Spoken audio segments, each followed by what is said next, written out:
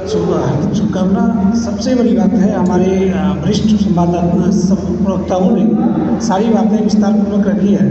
एक बहुत ही गंभीर विषय है कि जब बिहार आगे बढ़ चला है, खेल की दुनिया में हो या उद्योग की दुनिया में हो, बिहार आगे बढ़ चला है। उस बीच नेता प्रतिपक्ष और अन्य प्रतिपक्ष के नेताओं के द्वारा लगातार जिस प्रकार से भ्रम फैलाया जा रहा है, अपराध के मामले में गलत आंकड़ों को प्रेषित किया जा रहा है प्रिंट एवं इलेक्ट्रॉनिक मीडिया के बीच में, और लगातार झूठ बोला जा रहा है। तो ये बहुत ही गंभीर विषय है। इस मंच के माध्यम से विपक्ष के सभी नेताओं से हम लोग चुनौती देते हैं कि आंकड़ों की लड़ाई लड़िए, जगह पे आइए और साबित कीजिए कि बिहार में अपराध बढ़ रहा है।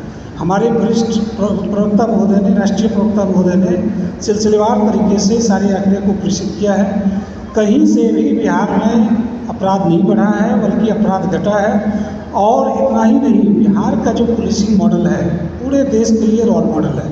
चाहे वो आर्थिक अपराध की मामला हो, यू का मामला हो, या ATS का मामला हो, या साइबर पुलिसिंग का मामला हो, बिहार पुलिस की ये सारी यूनिटें इतनी मजबूत है कि देश के अलग अलग राज्यों की पुलिस को इनका लेना पड़ता है, मदद लेना पड़ता है। अगर आप प्रशिक्षण की बात करेंगे तो राजगीर का प्रशिक्षण केंद्र हो या अन्य जगहों का प्रशिक्षण केंद्र हो, अगर आप दूसरे राज्यों से तुलना भी करते हैं तो आप देखेंगे कि बिहार प्रशिक्षण के मामले में, पुलिसिंग के मामले में बहुत ही बेहतर परफॉर्म कर रही है और आगे भी लगातार प्रयास करती रहेगी कि बेहतर हो। मैं इतना ही इस मंच के माध्यम से कहना चाहता हूँ कि विपक्ष के जो भी लोग इस भ्रम को फैला रहे हैं, बिहार में लॉ एंड ऑर्डर की स्थिति खराब है, उन्हें आत्मचिंतन करने की ज़रूरत है, आत्मावलोकन करने की ज़रूरत है, और यह बताने की ज़रूरत है कि इस तरह का कहीं कोई मामला नहीं है। हम लोग बेहतर कर रहे हैं और लगातार बेहतर कर रहे हैं। धन्यवाद। एक सवाल है सर, ये अभी बोले कि बिहार पुलिस में 23% महिलाएं हैं। जहाँ तक मेरा जानकारी देता है 22%। नहीं। और आगे इसी से जुड़ा हुआ सवाल कि केरल में जो आप बताए कि केरल से बिहार का कम है, तो केरल जैसे NCR डेटा कलेक्टर नहीं है, वो पुलिस के रिपोर्ट से या और जो मानवाधिकार आयोग से उससे लेती है। तो यदि आप केरल के देखिएगा बिहार का, तो रोजगार में भी बिहार केरल से कम है। नहीं, रोजगार पर हम लोग बात नहीं कर रहे हैं ना हम अभी। डेटा का बात कर रहे हैं। हाँ। कोरोना में भी केरल का ज़्यादा था, बिहार का कम था। आपके आंकड़े पहले के हैं। हाँ। जो लेटेस्ट जो स्टैटिस्टिक्स है ना हमारे पास, है कि इस एक पहलू इसमें ये भी देखना है कि जो केरल से मेरा बिहार कम है, ये गर्व का बात है, हम इसका विरोध नहीं कर रहे हैं। मेरा ये कंसर्न है कि जो केरल का डेटा कलेक्शन का जो प्रोसेस है, जहां वो पुलिसिंग का रिपोर्ट करने का, वो और बिहार का कहीं ऐसा तो नहीं है कि अपराध सही रिपोर्टिंग नहीं हो पा रहा हो। नहीं, आपके सवालों पर मैं इतना ही कहूँगा कि विपक्ष के नेता तेजस्वी यादव के द्वारा बार बार NCRB के ही आंकड़े रखे जाते हैं।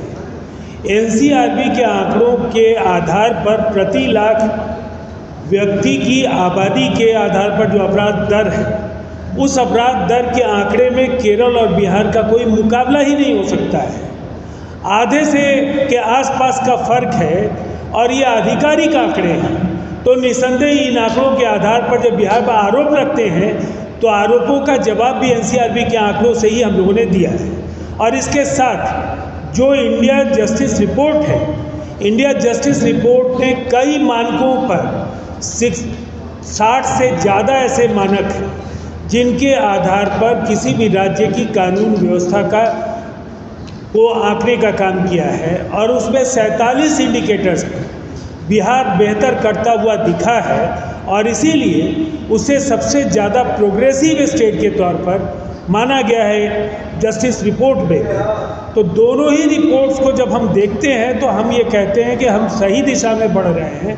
और इसीलिए चाहे निवेश का सवाल हो या जो बिहार का वातावरण है, जहां पिछले 2 वर्षों में 3 लाख करोड़ से ऊपर के जो निवेश के जो प्रस्ताव आए हैं, उसकी वजह यही है कि अब बिहार पर निवेशकों को ये लगता है कि जहां राष्ट्रीय अंतर्राष्ट्रीय स्तर की सड़कें हों, जहां हर घर बिजली, हर उद्योग को बिजली मिल रही हो, जहां कच्चा माल उपलब्ध हो, वहाँ कानून व्यवस्था की स्थिति भी बहुत ही अच्छी हो, तो फिर निवेश के लिए इससे आदर्श कोई वातावरण नहीं हो सकता है। ठीक है।